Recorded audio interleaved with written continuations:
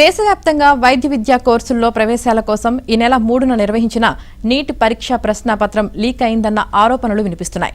చేత్తో రాసిన guess paper లేదా శాంపిల్ ప్రాక్టీస్ క్వశ్చన్ బ్యాంక్లో 281 ప్రశ్నలు ఉన్నాయి.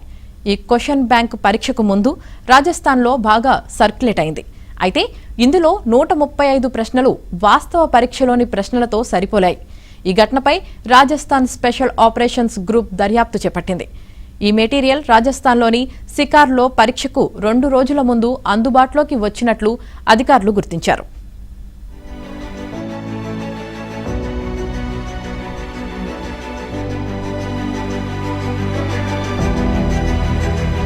దేశవ్యాప్తంగా వైద్య విద్యా కోర్సుల్లో ప్రవేశాల కోసం ఈ నెల 3న నిర్వహించిన నీట్ పరీక్ష ప్రశ్నాపత్రం లీక్ అయిందన్న ఆరోపణలు వినిపిస్తున్నాయి.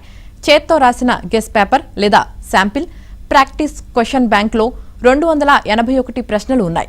ఈ క్వశ్చన్ బ్యాంక్ పరీక్షకు ముందు రాజస్థాన్లో బాగా సర్క్యులేట్ అయింది. అయితే ఇందులో 135 ప్రశ్నలు వాస్తవ పరీక్షలోని ప్రశ్నలతో సరిపోలాయి.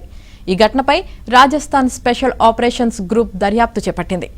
ఈ మెటీరియల్ రాజస్థాన్లోని సికార్లో పరీక్షకు 2 రోజుల ముందు అందుబాటులోకి వచ్చినట్లు అధికారులు గుర్తించారు.